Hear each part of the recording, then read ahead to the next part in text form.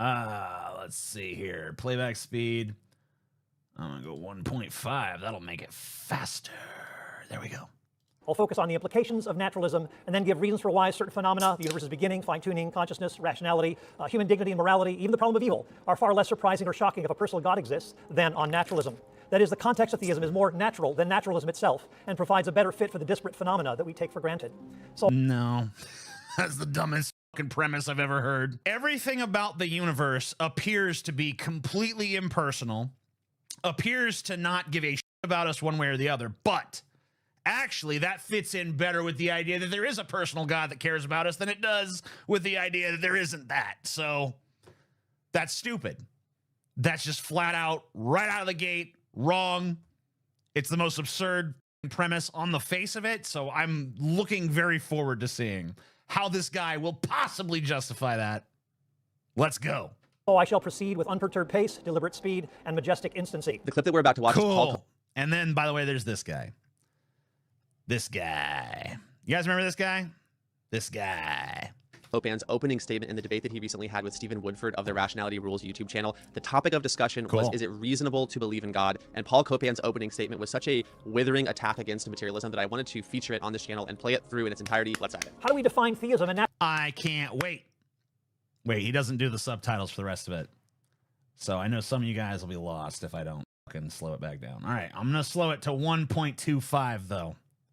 That's as slow as I'll get. Hey, if you like this clip, you might like the full stream, which I do every Sunday, more or less, over on the Pessimist Productions Patreon, link down below. Thank you kindly. Naturalism. Well, theism, I'll give three basic tenets. First, a maximally great worship-worthy being exists. Secondly, that this being created a world a finite time ago, a world that is distinct from God. And thirdly, this God created human beings in God's image with dignity and worth and capacities to, use imagination and create the arts and so forth.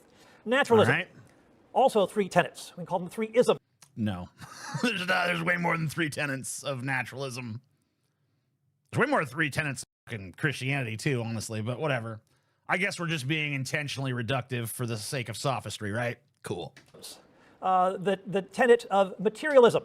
Matter is all the reality that there is. Kai Nielsen, Professor Emeritus, the late Professor Emeritus at the University of Calgary says natural. I don't feel like naturalism actually says that. I don't think naturalism says, this is all there is and we know that for a fact.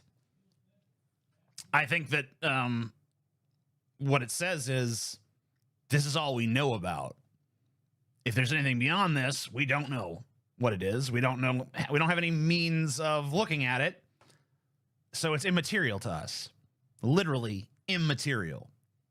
Naturalism is the view that anything that exists is ultimately composed of physical components. Daniel Dennett, another naturalist of prevailing wisdom in the academy, is materialism. There is only one sort of stuff, namely matter, the physical stuff of physics, chemistry, and physiology. Well, yeah, because they're scientists. I actually think Daniel Dennett is Dennett's not a scientist. He's like a mythologist or something. But still, the reason that scientists only acknowledge material, measurable things is because that's the purview of science. The purview of science is, what if there's magic? That's the purview of theists. That's the purview of wishful thinkers. It's the purview of fantasists. The purview of writers of fiction. J.K. Rowling said, what if there's wizards? But there isn't, right? At least J.K. Rowling knows that there aren't actually wizards. Although at the rate that is going crazy, maybe it won't be long before she's like, by the way, Harry Potter's real. And he hates trans. Like, all right, yeah, okay. Settle down, Grandma. Which can explain all phenomena. The second tenet. Determinism. All events are determined by prior physical forces going all the way back to the Big Bang. No free will, personal responsibility, moral agency. Our choices are not up to us, but are the result of physical forces over which we have no control, including all that Steve tells you tonight. That he... Look at him sweating over there. Oh, shit, he's way smarter than I thought he was going to be. Oh, no. Oh, my God, no. Shit. Is no more rational than the theist, since neither can help believing or doing what he does. The biologist Francis Crick said our sense of identity and free will and so forth is nothing more than the behavior of a vast assembly of nerve cells and their associated molecules. Of course, if this is true, his own book, The Astonishing Hypothesis, is nothing more than the product of the behavior of a vast assembly of nerve cells and their associated molecules. So the argument you have against this, by the way, is just like, that would suck if that were true, so it can't be. So then the atheists, the naturalists, they want to tell us that everything is deterministic and that, you know, the way you are is not even in your control. And that would really suck if it were true, so it can't be true, right? I'm sorry, but like not liking reality is not a good enough reason to dismiss it. Like, I look down at my crotch and I see this little fucking tiny dick like this, you know? And then maybe if I get a boner, it goes like, like that. And I'm like, oh man, that's disappointing down there. I sure wish it was like, rah! Therefore it is, because I would prefer that. You see what I mean? Like, you can't just fucking decide what reality is based on like personal preference. Thirdly, the third ism is scientism, that science is the only, or best way at least, the best way to know. And so the naturalist Bertrand Russell affirmed, what science cannot discover, mankind cannot know. Problem here, though. Science is not the only way to discover truth, but it's the most verifiable way to discover truth. Because science constantly tests itself, tests its own assumptions, makes them put their money where their mouth is. See, a philosopher can just get up and say anything. You look at philosophy prior to the invention of modern science, they had all kinds of crazy fucking ideas. The universe is filled with ether, and ether just does whatever we need it to do to explain shit. That's what's going on. Yeah. Why are you sick? Oh, the chakras in your body are not aligned right. You see, you got these different chakras, and if they get out of whack, your shit gets fucked up. People used to make all kinds of crazy shit. But then science came along and said, yeah, prove it. Can we do an experiment to demonstrate that that's true? No? Well, then I don't believe it. Oh, well, that's closed-minded. No. It's just demanding some sort of empirical evidence for the things that are claimed. So yeah, science is the best way. Some people say mathematics, but I suck at math, so it can't be true. How can you scientifically prove that all knowledge must be scientifically provable? This is a philosophical assumption, not the result of scientific research. No. Well, okay. Science does have to make certain assumptions, like it has to assume the universe is real, which we can't prove. It has to assume that there's not some sort of solipsistic truth and the observer is not just a brain in a jar dreaming up reality, stuff like that. So there are some assumptions, but as far as existing in this, as far as we can tell, material world governed by physical principles, like we can observe those things, we can measure those things, we can test those things. So that's the best idea of what's going on here. Now, maybe some underlying assumptions are completely fucking false, but there's no reason to assume they are. There's no reason to assume that everything's an illusion. Unless you just don't like reality, which seems to be this guy's logic so far. I don't like it, therefore it's not true. I don't like this, therefore it's not true. I don't like this, therefore it's not true. Thirdly, what are the implications of naturalism?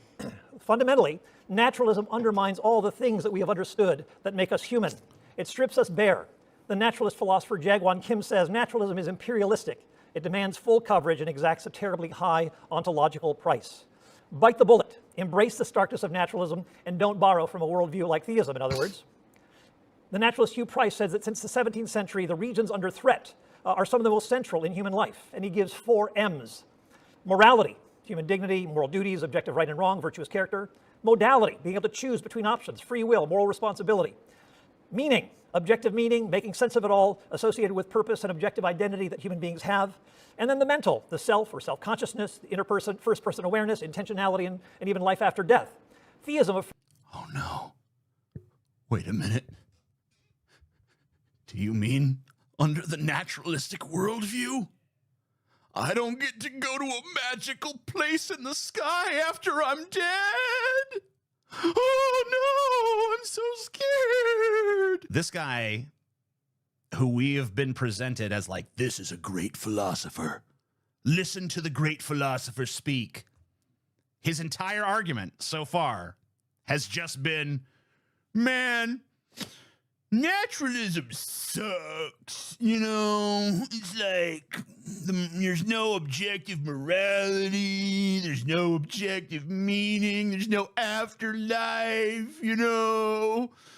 Self is a lie. I don't like it. It's not good. So, I don't want it. Get away. Get away. That's the fucking argument of this fucking vaunted philosopher, this great man. Philosopher destroys, in all caps, atheism. 15-minute brilliancy. More like 15 minutes of fucking crybaby bullshit. I don't like reality, so magic. I don't like reality, so God. This is your fucking great philosopher? This is the motherfucker that's gonna upturn the apple cart? Bah!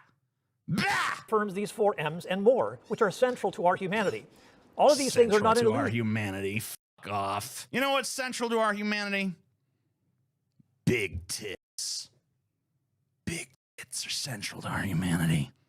And you know who gave us those? Nature. Not God.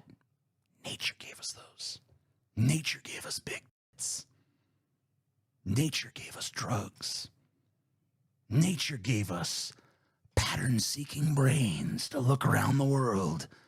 It's like, ooh, what do I want? What do I want? Ooh, look at those titties. Look at that ass. Ooh, look at that chocolate bar. Ooh, look at that steak.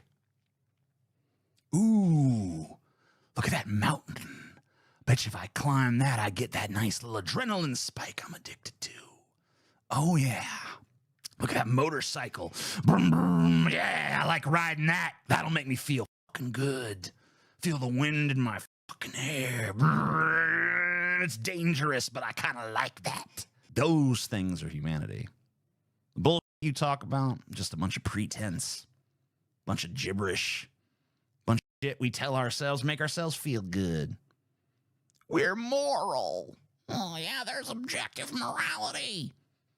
Look at history, my man. Does it seem like there's some kind of objective moral law going on in this fucking world? Tell it to Hitler. Tell it to Ivan the Terrible. Tell it to Osama bin Laden. Nah. Nah, because you know what? You know what a law is in the universe? A law in the universe is like, what goes up must come down. Gravity, right? Gravity's a law. Entropy is a law. Those are laws. Speed of light being the top speed of the universe. Can't go faster. That's a law. All of these things are marked by the fact that we cannot defy them. I can't choose with my free will to go, I will now travel faster than the speed of light because that shit. I can't do that. Can you do that? No. You know why? Because it's fucking impossible. Because it's against the laws of nature. But you know what's not against the law of nature? Genocide, rape, murder, mayhem, torture. None of that's against the law of nature. You know why? Because nature doesn't fucking give a shit about that. It doesn't give a shit that other stuff either. Those laws I described a moment ago are all descriptive, not prescriptive, prescriptive. So, what are we talking about? Nothing. This is just your little wish list. A little list of things that I wish were so, because for them not to be true just hurts my feelings. Well, you know what? Facts don't care about your feelings, man. They just don't. I wish they did.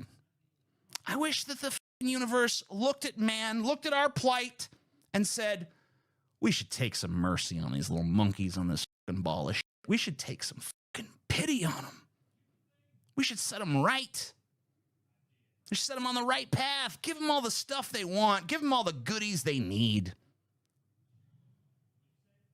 But the universe don't do that. No. Doesn't do it for us. Doesn't care about us. And you can say, well, it's just free will, you know? We got to have free will. Okay.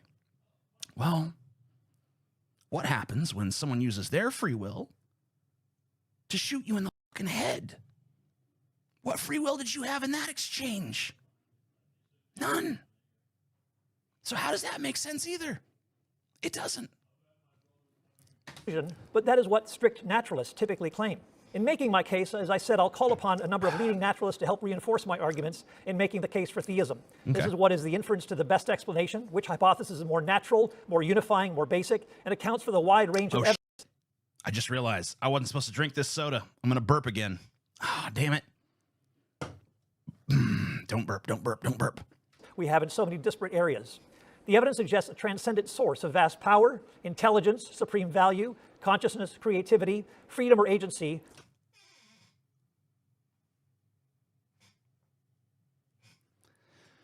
Dude, you should be in the fucking Olympics because you just broke some long jump records jumping to that fucking conclusion. Where did that come from? And rationality, indicators that suggest personhood and that mind is more fundamental than matter. What are these evidences for God? Well, first of all, the universe's beginning. Matter, which includes quantum particles, which are not eternally existent, energy, space, and time, they began with the universe. Okay. The universe is not self-sufficient, which points to a transcendent cause. The noted physicist Paul Davies, after reflecting on the expanding universe, microwave background radiation, the second law of thermodynamics, notes that the universe could not be eternal. The usable energy is dissipating and therefore can't be finite.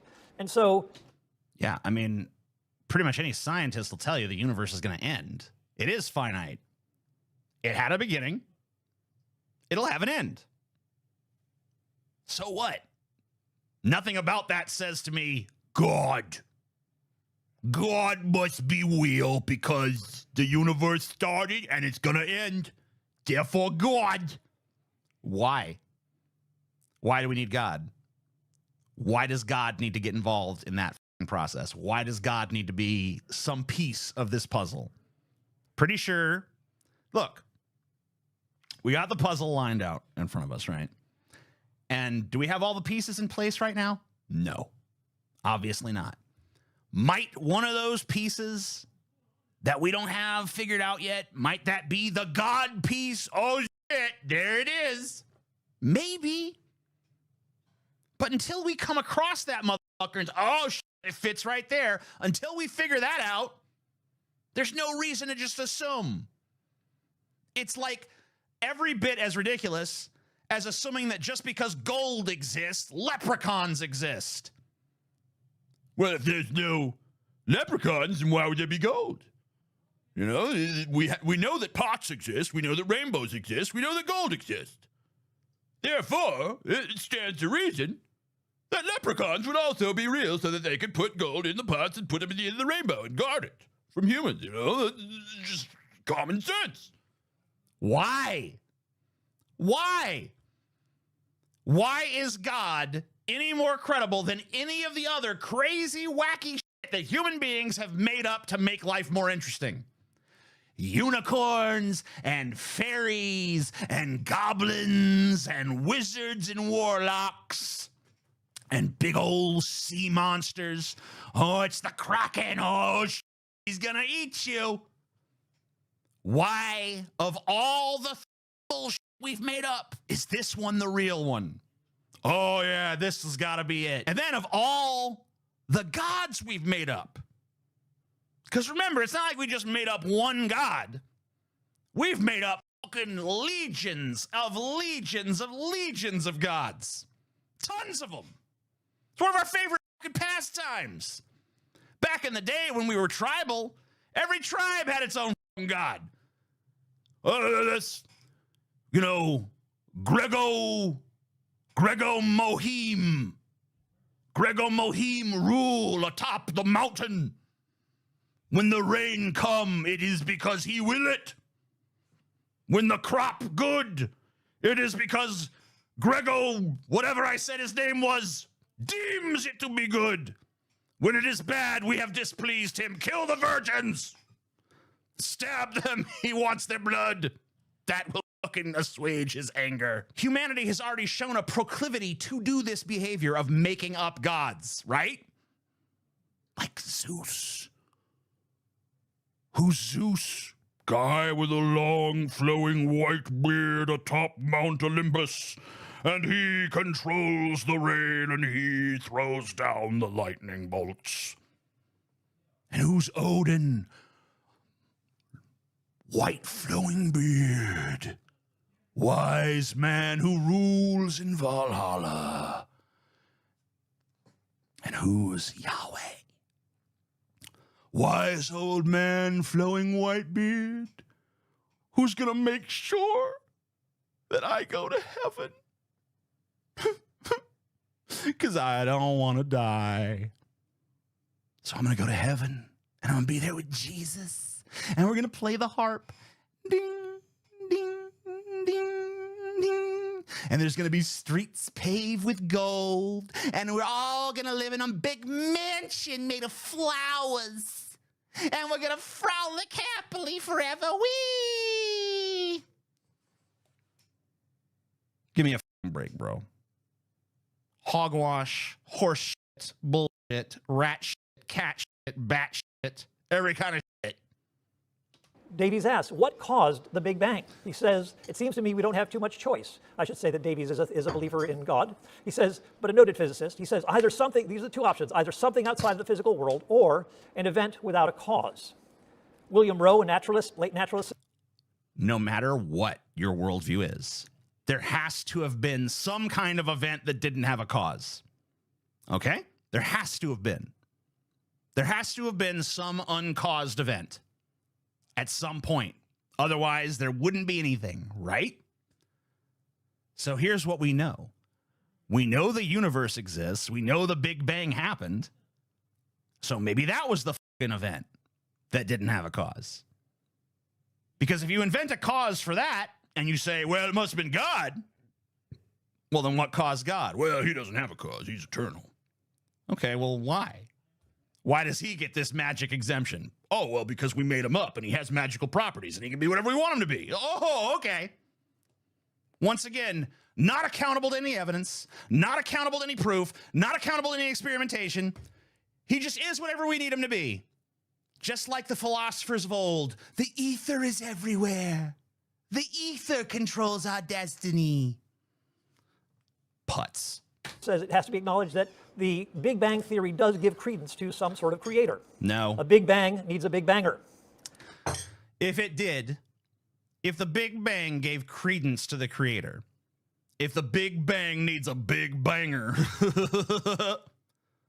like I banged your mom, bitch. If the Big Bang needs a big banger, then how come so many scientists are atheists? How come most people in the realm of advanced physics and cosmology and shit don't believe in God? Some do. Some do, sure, fair. Most don't. You look at statistics, go look at the rate of atheism in like the National Academy of the Sciences. It's like 92% or something like that. It's insane how many scientists are atheists.